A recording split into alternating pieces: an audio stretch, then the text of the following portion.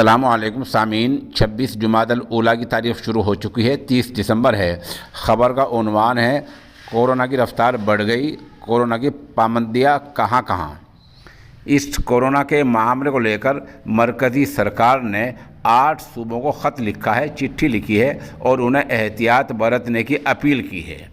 जिन सूबों को मरकज़ ने आज चिट्ठी लिखी है उनमें हरियाणा, दिल्ली, गुजरात, झारखंड, तमिलनाडु, मगरबी बंगाल, कर्नाटक और महाराष्ट्र शामिल हैं।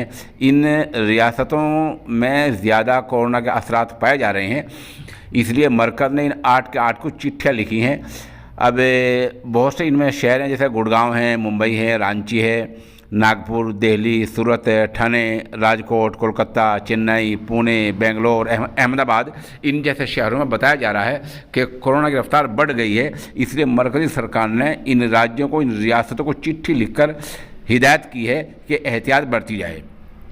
उधर देखा जाए तो 24 घंटे बाद यानी 1 जनवरी से हरियाणा में बहुत ज़्यादा पाबंदी लागू होने जा रही हैं। अगर आपने कोरोना की दोनों वैक्सीन नहीं लगवाई हैं तो आप वहाँ के रेलवे स्टेशन पर नहीं जा पाएंगे, हरियाणा के किसी शहर में बस अड्डे पर नहीं जा पाएंगे, पेट्रोल पंप पर तेल डलवाने नहीं जा पाएंगे, अस्पताल जो आम जगह हैं वहाँ भी नहीं जा पाएंगे। इस तरह जो आम जगह हैं, पार्क हैं, खुले पार्क हैं, उनमें भी नहीं जा पाएंगे। जहाँ जहाँ भीड़ इकट्ठे होने के इम्कानात हैं वहाँ आप नहीं जा पाएंगे। हालांकि के 24 घंटे पहले सोनीपत के डीएम ने ये आदेश भी जारी किया था कि जिन ई रिक्शा वालों के पास में दोनों डोज का सर्टिफिकेट नहीं होगा उनकी ई रिक्शाएँ जब्त कर ली जाएंगी। तो हरियाणा में ये पाबंदियाँ अगले 24 घंटे बाद लागू हो जाएंगी।